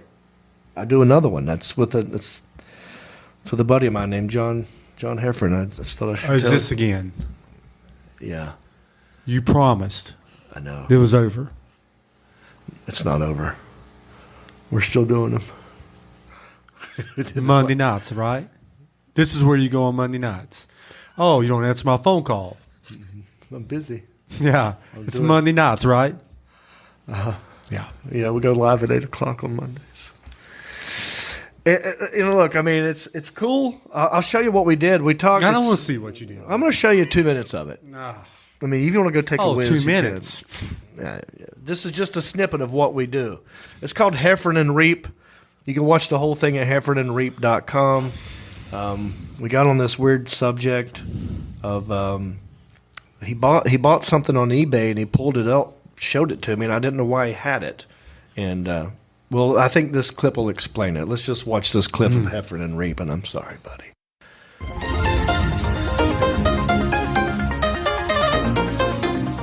Yep. All right, we're playing for 2 minutes here. All right, John, you come back from Heffern and Reep, and we need to go straight into Perry Richardson. I'm going to have Elliot introduce it. Sure thing. Can't. I don't want to. It looks really scary. I don't know how I'm going to show it to you. So I bought, if you can see that? Oh my God, what is that? So that's a doll. It's kind of creepy. Hold on. Oh, dude, did you get one of them sex dolls? Not a sex doll. It's the opposite of a sex doll. It's American Girl doll. It's the creepiest. Oh, you don't like American Girls? What? Oh, it's not. You can't be creepy when I'm talking about a kid toy, right? No, wait, go back to full screen. Okay, so it's Courtney. Oh, she's got a name. It's an 1986. She comes with a Pac-Man. She has acid wash jeans. I was gonna give it away on my 80s show because there's probably somebody out there who has a daughter that likes American Girl dolls. So I have one. Wait, why do you have that again? Why do you have it? You attach the sex doll to the I'm girl curious doll. as to why. Heffern and Reep. Subject. Heffern and Reep. Subject change. So I originally got that when I was doing the 80s church, and I was just going to do it to get like people on a mailing list or give it away, just as like a. So you bought it recently to give away. To give away, and then I never followed through, and it was just at my house going, I don't know any. I don't need. You gotta get rid of that thing.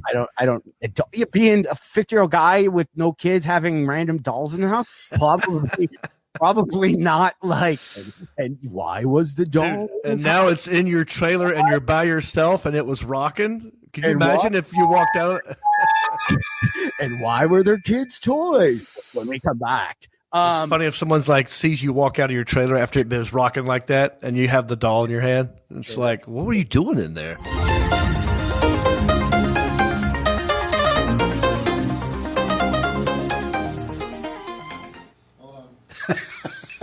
Right. What? Huh? No? Oh. Wasn't that good? Well, look, I don't know where he got the thing. He just decided to. He buys things and tries to get rid of them. Anyway, check out HeffernandReep.com for the full version. It's good. I think Look, you're just jealous. We got to move on, dude, because we got another great guest that zoomed into the show earlier. Okay, and this dude played for Stryper. Ooh, and he played for Firehouse. Wow. Yeah. What's some of your favorite Firehouse tunes that you can think of right now? Huh? I can't hum it. What's that one? That's that We're one. humming it. Wait, Elliot knows. Elliot, the intern. Give us some information here. Sebastian's swimming with one arm in the water here. Doesn't know what's happening. Yes, well, this next guest, he's a good friend of ours, one of the nicest gentlemen in rock and roll, sold millions of albums. Their latest record, Even the Devil Believes, debuted at #1 on the Billboard Christian rock charts, and it just so happens that he has the coolest hair in rock and roll. Ladies and gentlemen, Mr. Perry Richardson. Perry Richardson. Enjoy.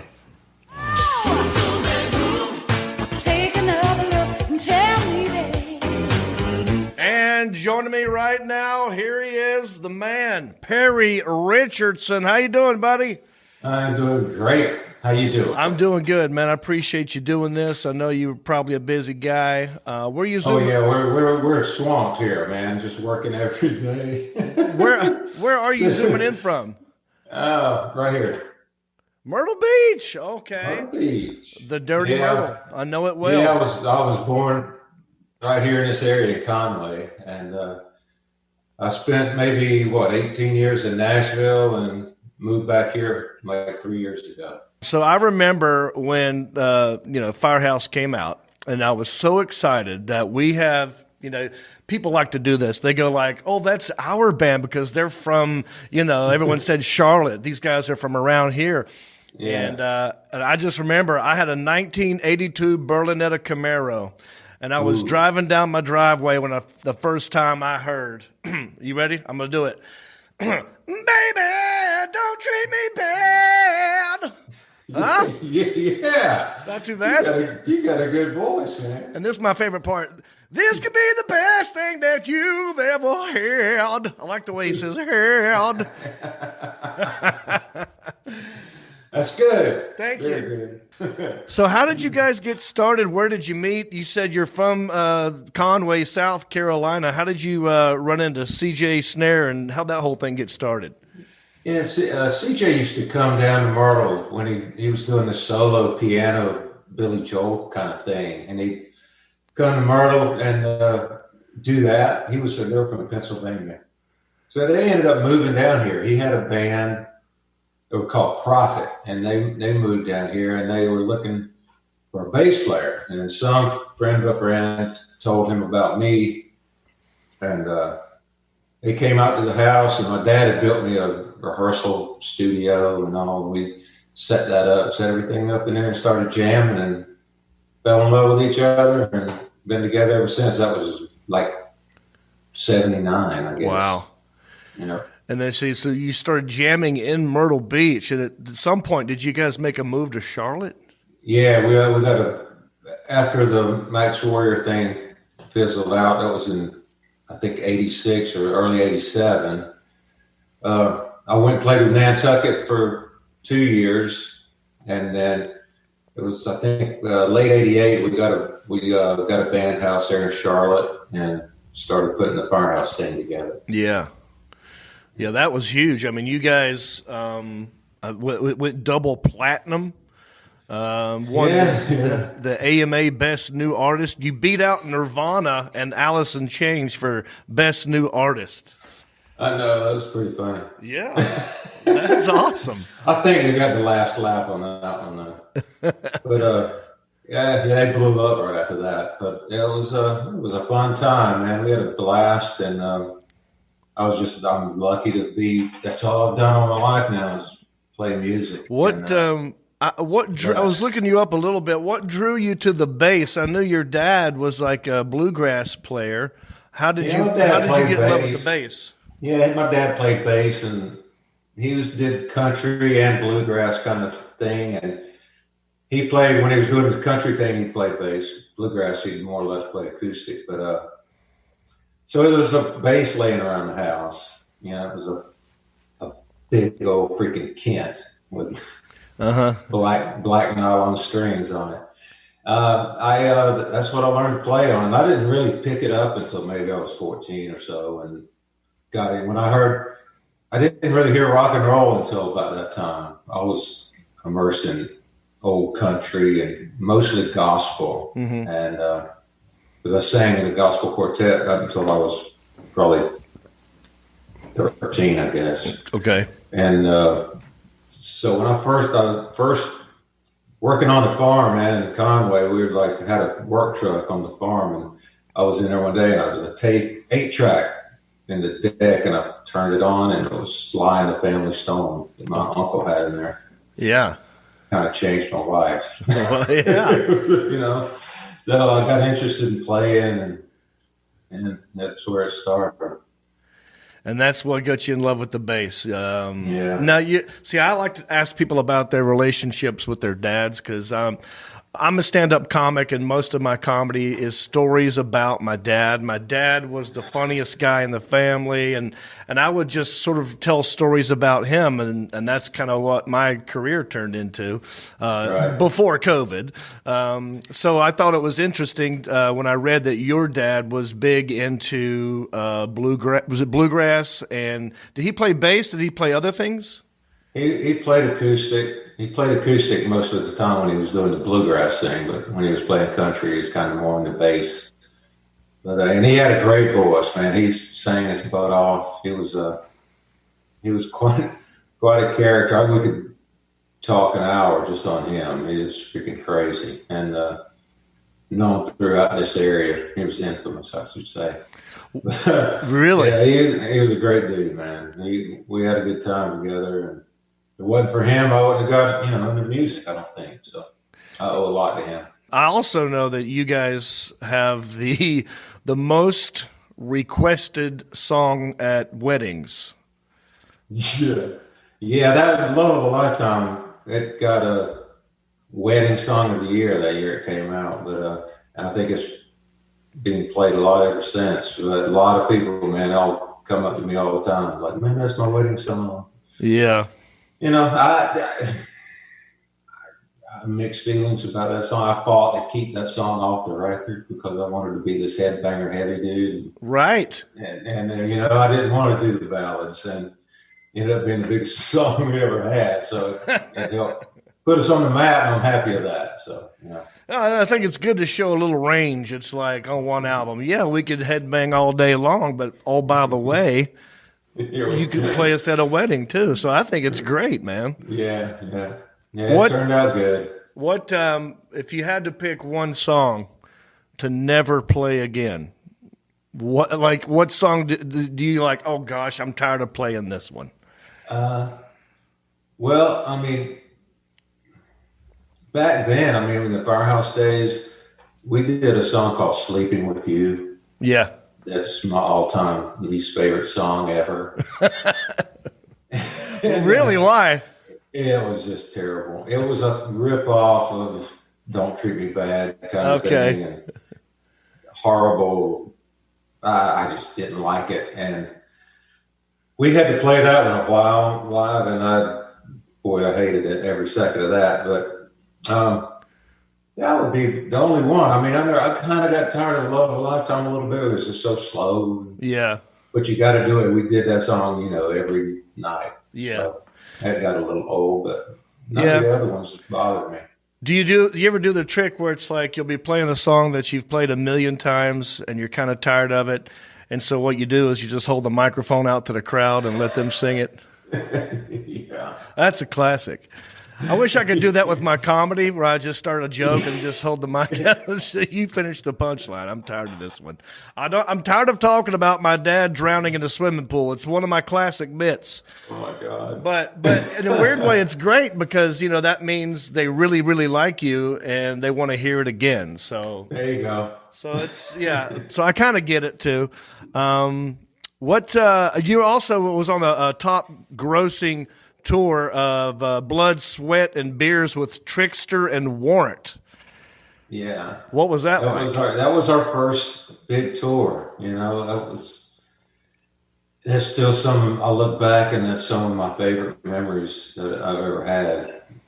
We had such a great time. I mean, all the Warrant and the Trickster guys are still friends, and it was brand new to us, and it was like we were living the dream there. We couldn't believe it was happening. And we were happy every night to go on stage, and it was blowing up at that time, and it was a great time. How long did that tour last? What years was that? Man, it was almost a year. I think it lasted like 10 months. Yeah. Something like that. That was in 91. Okay. And then, of course, Stryper. I love Stryper. I mean, those guys were kicking butt on MTV. They're always in the top 10 or something, top 5. Yeah. And I loved them back then, man. I loved them back then, too. I got to open for them when I was in Mike's Warrior in Charlotte in 85. Mm-hmm. And got to meet him and hang out for a little while, and it was... I freaking love them ever since then, man. They were one of my favorite bands. You do country music now. Are you on tour? I know COVID has slowed everything down. What have you been up to in the COVID era, I guess I would say? Well,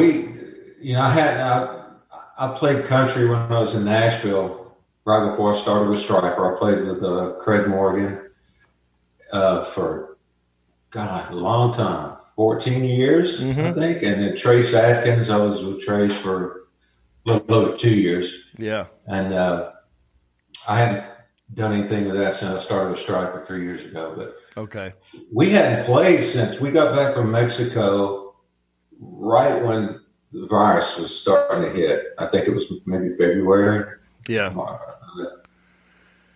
Something like that. And it's February, March. So we haven't played since. We hadn't done a live show since. Right. We recorded the new album, and we recorded a couple of live in the studio things to put out. But that's all we've done. We're itching to get back out there. But thank you so much, Perry Richardson. Have you got anything you want to plug right now? The only thing going on, man, is we started a Patreon. Okay. And go to patreon.com/Stryper and sign up. We've got a lot of cool stuff going on in there. It's just something to kind of keep the ball going until we can get back out and play again. So we've got a lot of stuff on there that you can't find on Facebook. And so it's pretty cool. Sounds good. All right. There you go, everybody. Perry Richardson. Thank you, guys. Thank you, buddy. Thanks for having me. Hey, it's my pleasure. Take another look and tell me that. All right, we're back. Thank you, Perry Richardson. That was great. Love talking to him. Thank you, Elliot, for hooking it up. We've been going live this whole time on Facebook, YouTube, and I believe Twitter. And Isaiah, are there any good comments? We haven't taken a comment this whole time. Yeah, I have a couple for you. Okay. So Brenda commented, Brenda Sachs, she said she missed the first half of the show because she was out celebrating her birthday. So happy birthday. Oh, it's Brenda's birthday. Happy birthday. Happy birthday. She is a Patreon supporter, too. So happy birthday, Brenda. And you got another one? Ricky Powers commented and said he was watching the live stream from the hospital because he had his first child yesterday. Well, I shouldn't say he, his wife. His wife had the first child. Well, that would be news. If he had a child. Yeah, not We only. want him on the show. Wait, this is great.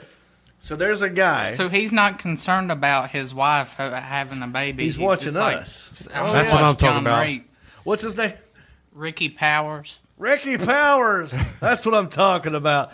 That's a good fan. She'll be fine. That's what doctors He's do. like shoving the baby back up in there, like you Yeah, can don't come out worry about after it. the live stream. Bros I'm before sure- hoes. What do we name this baby? John. Or can we name it Country-ish? Yeah. Could it be? I mean, there's all That kinds of middle name?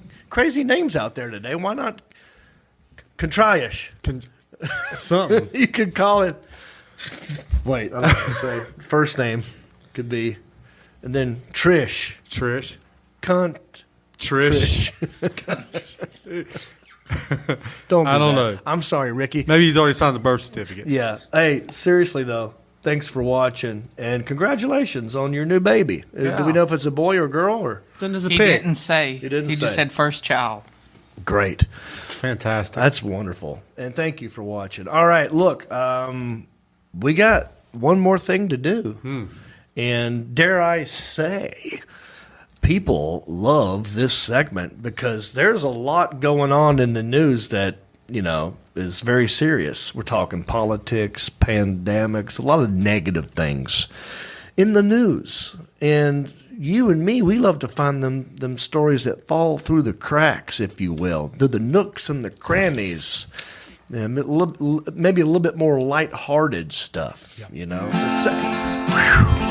Thank you, the Alan Jackson. All right, Justin Clyde, sing it for us. We're just small town dudes with small town news, breaking stories of crimes committed you never do. Mind your P's and Q's or they'll cover you.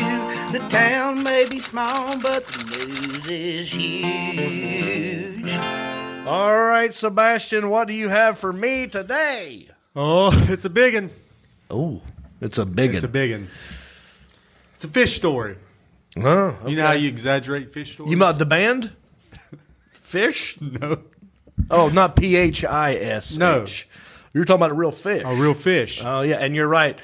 Fish stories, they do get exaggerated. You know, when you catch a over big the- fish, it gets yeah, bigger this- and bigger.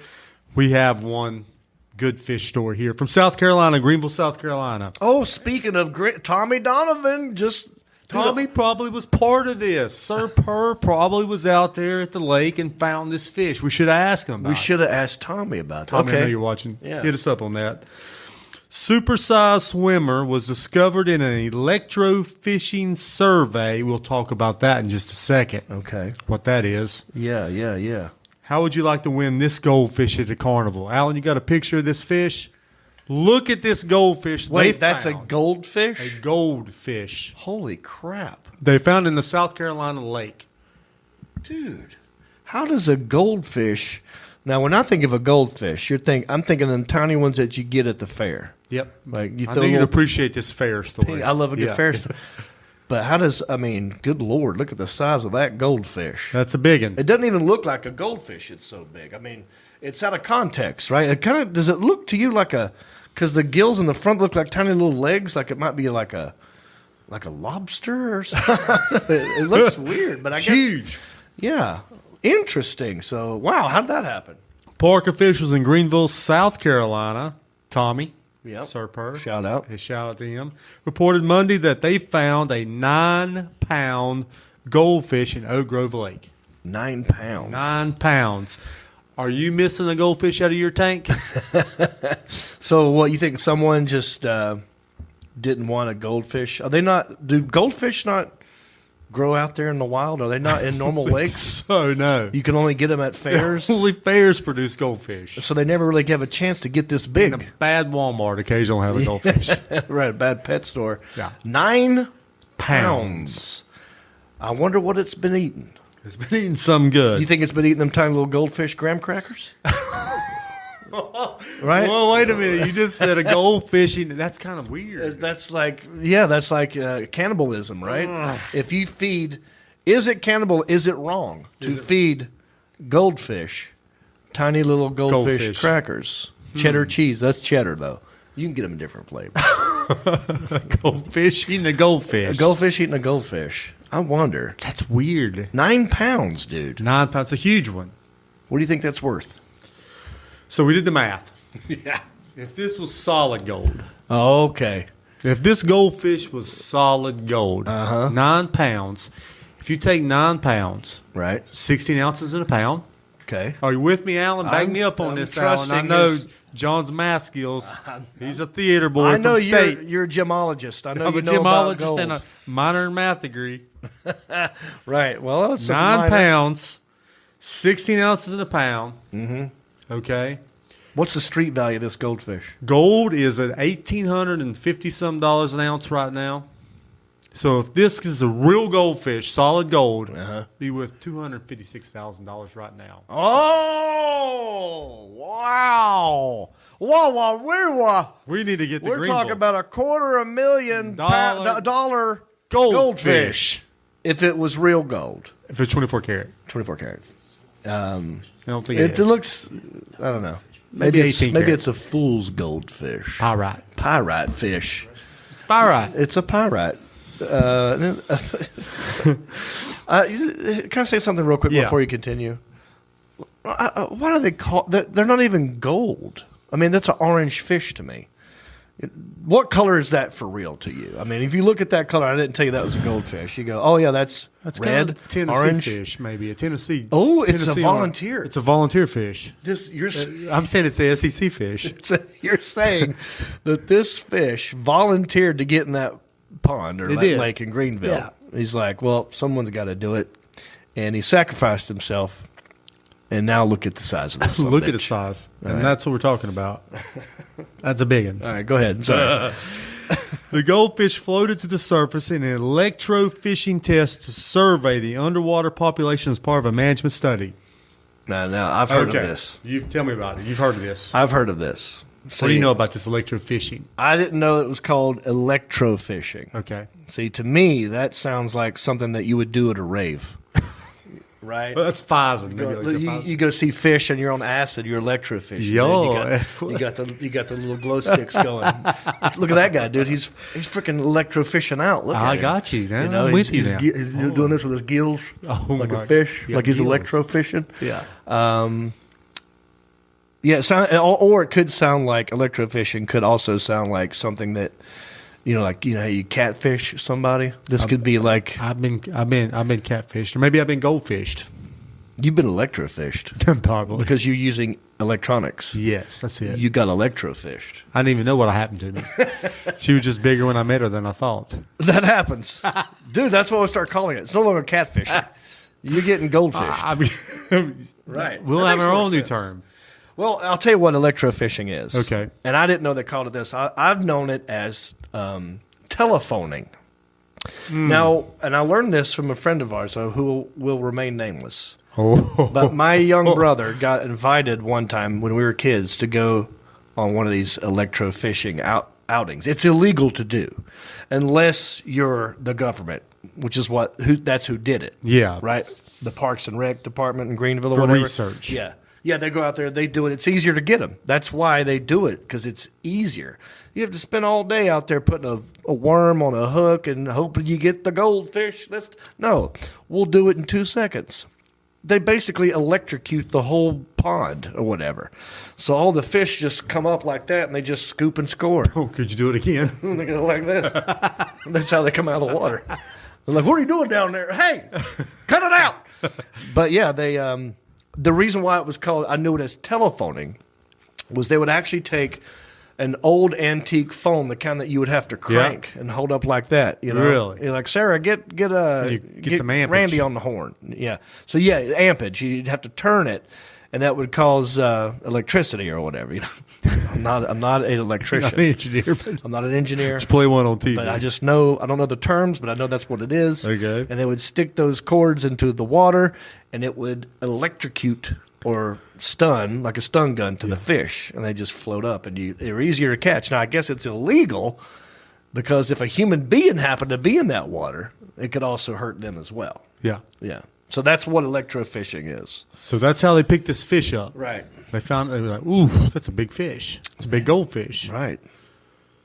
Wow. Scoop and scored. Got you a 9 pound goldfish. Now, do you think, like, if you they put it back in the water, right? They did. Okay. They did put it back in the water.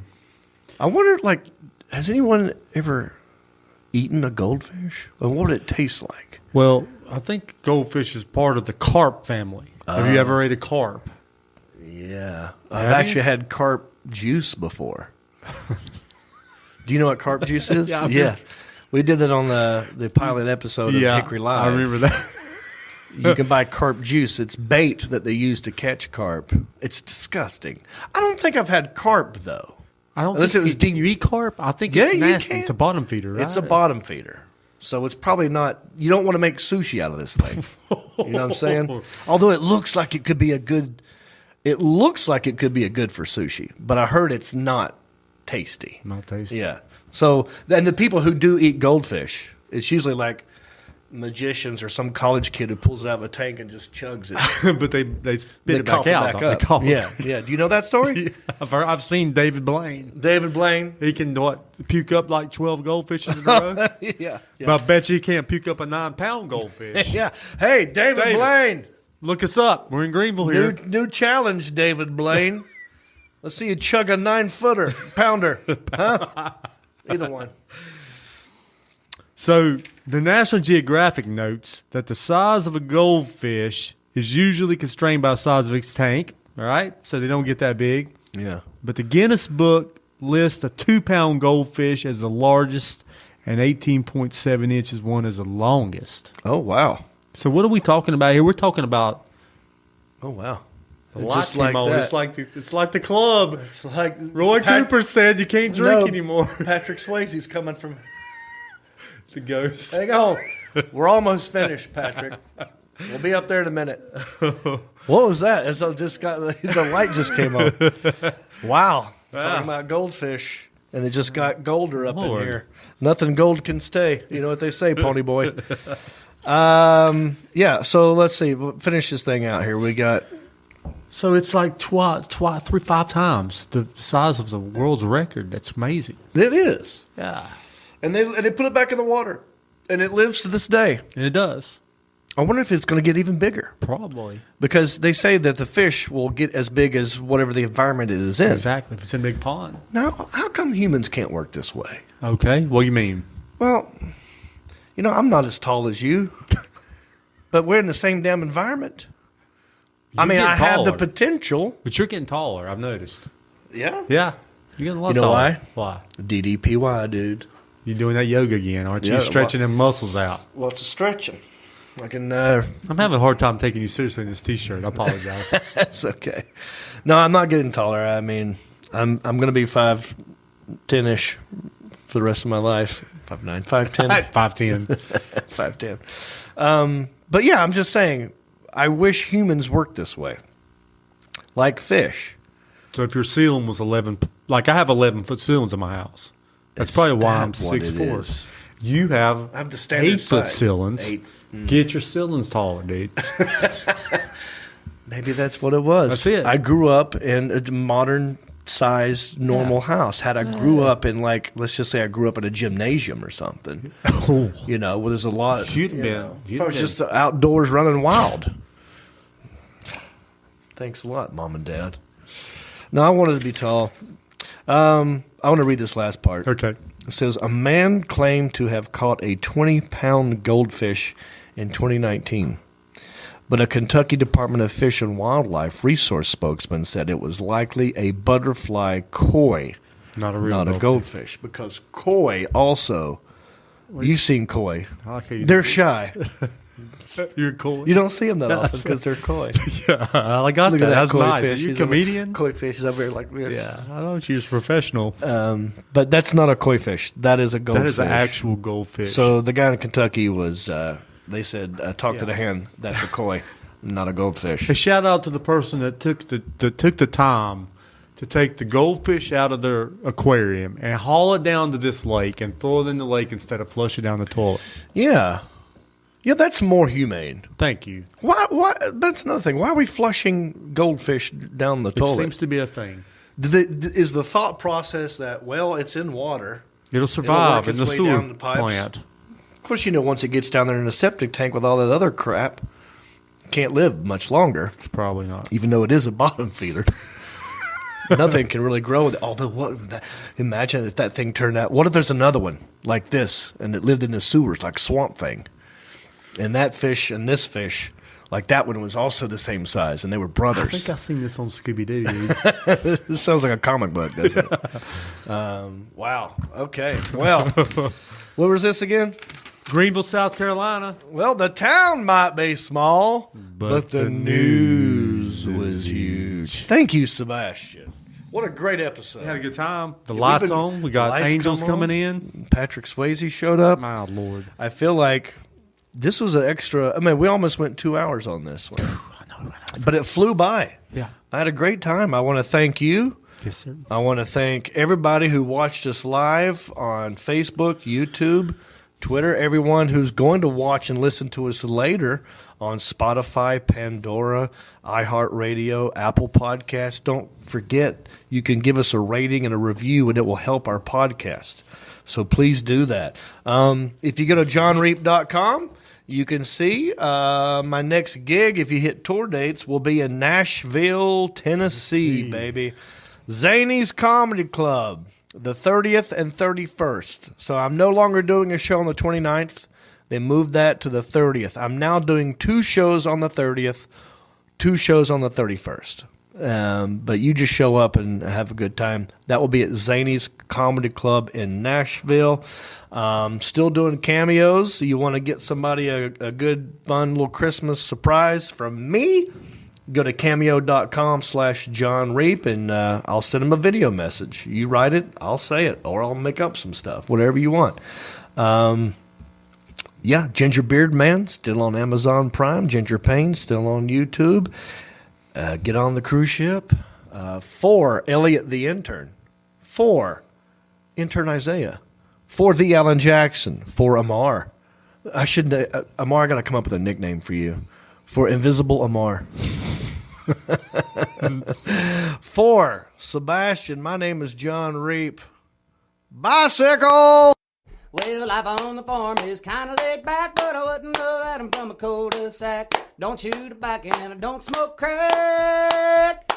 Thank God I'm country-ish. Well, a simple kind of life, never did me no harm, but I do know a guy with only one arm. Keep your fancy smartphones and your self-parked cars. Thank God I'm country-ish. Well, I got a podcast that'll make you giggle. It ain't number 1, it's right in the middle. The town's not big, but it ain't too little. It's time for country-ish. Go on, dude. Hey, everybody, it's me again. I just want to say thank you for listening or watching this podcast. You know, we couldn't do this without supporters like you. Oh, wait, are you not a supporter? Well, you could be. It's real simple. Go to countryishpodcast.com. Click on the word support. That will take you to our Patreon page. That's our support page. And from there, you can support us many different ways. There's different levels. You got $5 and up. You got Pewter Pro, Rhinestone level, Executive Zirconia, all the way up to Platinum Elite, and all of them come with different rewards. We're talking hats, t-shirts, ginger beard masks, even be a guest on the show. You got to check out our Patreon page. Go to countryishpodcast.com, click on support, and thank you.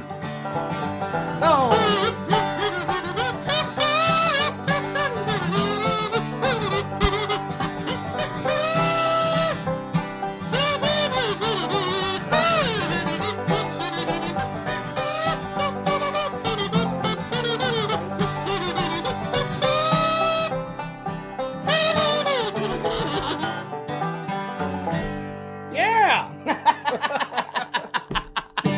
You're still here. Wow.